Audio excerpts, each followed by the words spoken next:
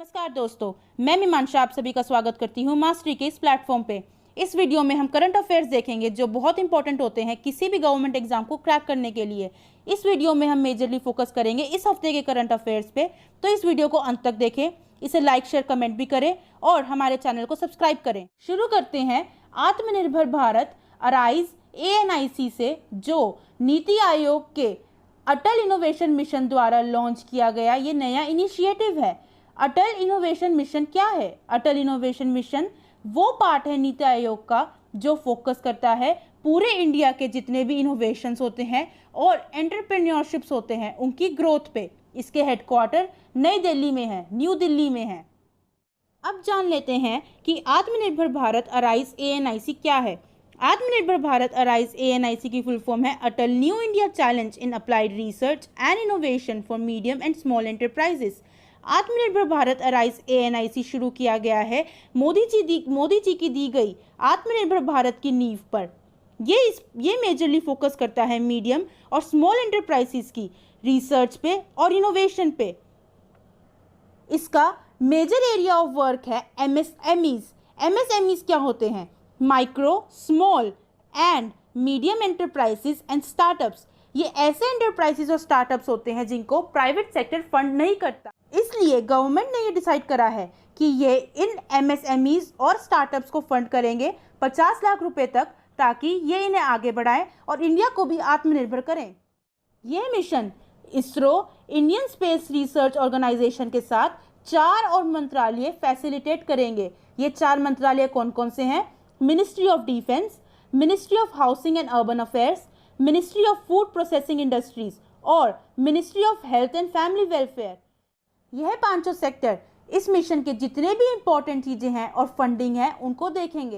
Hubli railway station का नाम बदल के श्री सिद्धरूढ़ स्वामी जी रेलवे स्टेशन रख दिया गया है।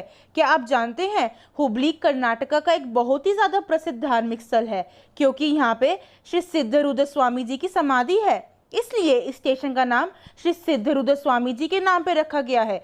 श्री सिद्धरूढ़ स्वामी जी एक बहुत ही ज्यादा प्रसिद्ध हिंदू गुरु थे जिनको शिव का अवतार भी माना जाता था।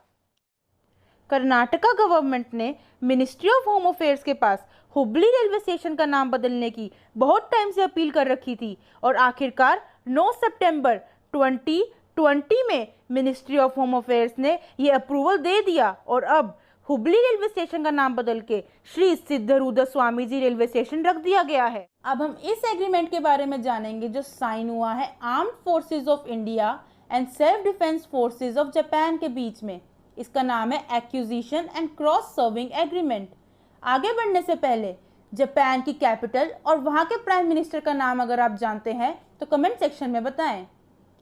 थोड़ा डिटेल में देखते हैं acquisition and cross serving agreement के बारे में। Acquisition and cross serving agreement या फिर ACSA का दूसरा नाम है reciprocal provision of supplies and services. इस एग्रीमेंट के तहत दोनों कंट्रीज ने सहमति दी है क्लोज कोऑपरेशन के लिए कुछ चीज़ों में। तो जानते हैं वो चीज़ें क्या हैं? Bilateral training activities, Indo Japan training activities, United nation peace keeping operation, humanitarian international relief और दोनों कंट्रीज के बीच में म्यूचुअली एग्री करके जो भी एक्टिविटीज़ हो उसके बीच में कोऑपरेशन। यह एग्रीमेंट न्यू दिल्ली में defence secretary of India doctor Ajay Kumar और ambassador of Japan mister Suzuki Satoshi के बीच में साइन हुआ है। इस एग्रीमेंट की वजह से इंडिया को इंटरनेशनल हेल्प मिलेगी चाइना के साथ जो उसका स्टैंड ऑफ हो रहा है उसमें, और इंडिया ऐसे एग्रीमेंट पहले USA के साथ और ऑस्ट्रेलिया के साथ भी कर चुका है। एक और चीज़ जो न्यूज़ में बहुत ज़्यादा चल रही है वो है पहली बार trilateral dialogue between India, France और ऑस्ट्रेलिया। अभी जो हमने देखा था वो था बायलैटरल एग्रीमेंट 2 कंट्रीज के बीच में इंडिया और जापान, और यह है ट्राइलेटरल डायलॉग 3 कंट्रीज के बीच में इंडिया, फ्रांस और ऑस्ट्रेलिया। अगर आप फ्रांस और ऑस्ट्रेलिया की कैपिटल जानते हैं तो एक बार फटाफट उन्हें कमेंट सेक्शन में लिख दें। इस ट्राइलेटरल डायलॉग में इंडिया, फ्रांस और ऑस्ट्रेलिया ने मेजरली 2 चीज़ें डिस्कस करी। सबसे पहली थी किस तरह से वो कोऑपरेशन और मजबूत संबंध बना सकते हैं एक दूसरे के साथ, ताकि वो सुरक्षा, शांति और समृद्धि को इंश्योर कर सके इंडो पैसिफिक रीजन में। इंडो पैसिफिक रीजन इन तीनों कंट्रीज़ के लिए बहुत ज़्यादा इंपॉर्टेंट है, क्योंकि इंडिया और ऑस्ट्रेलिया का तो इनकी इंडो पैसिफिक रीजन के साथ डायरेक्ट कॉन्टैक्ट है, और फ्रांस की जो ओवरसीज टेरिटरीज है उसमें से 90% 90% टेरिटरी इंडो पैसिफिक रीजन में है। और अगर ये तीनों कंट्रीज एक दूसरे का साथ दे तो ये मजबूती से खड़े हो सकते हैं चाइना के खिलाफ, जो डिस्टर्बेंस क्रिएट कर रहा है इंडो पैसिफिक रीजन में टू साउथ चाइना सी। और अगला मुद्दा जो इन तीनों कंट्रीज ने डिस्कस करा इस ट्राइलेटरल एग्रीमेंट में वो था कोविड-19 पेंडेमिक। किस तरह से इन तीनों कंट्रीज ने रूल्स एंड रेगुलेशंस लगाई हैं ताकि वो अपनी अपनी कंट्री में इस कोविड-19 की सिचुएशन को टैकल कर सके। ये डायलॉग 9 सितंबर 2020 को हर्षवर्धन श्रृंगला जो इंडियन फॉरेन सेक्रेटरी हैं, फ्रैंकोइस दे लात्रे जो general secretary of the ministry of Europe and foreign affairs of France हैं, एंड फ्रैंकिस एडम्सन जो Australian department of foreign affairs and trade secretary है, इनके बीच में हुए थे। इस वीडियो के आखिरी टॉपिक में हम ये देखेंगे कि जो 68% डिक्लाइन हुआ है एनिमल पॉपुलेशन का, ये क्यों हुआ है और ये नंबर्स किसने दिए हैं। 68% इन एनिमल पॉपुलेशन के डिक्लाइन के नंबर्स लिविंग प्लैनेट रिपोर्ट 2020 में आए हैं, जो WWF ने पब्लिश करी है। WWF क्या है? WWF एक इंटरनेशनल ऑर्गेनाइजेशन है जिसका मकसद है अर्थ पे जितने भी थ्रेट्स हैं उसकी डाइवर्सिटी की तरफ उसको ख़त्म करना और नेचर की कंजर्वेशन करना। इसके हेडक्वार्टर स्विट्ज़रलैंड में है। WWF ने बहुत सारे फैक्टर्स बताए हैं जो थ्रेटन करते हैं अर्थ पे डाइवर्सिटी को और नेचर को।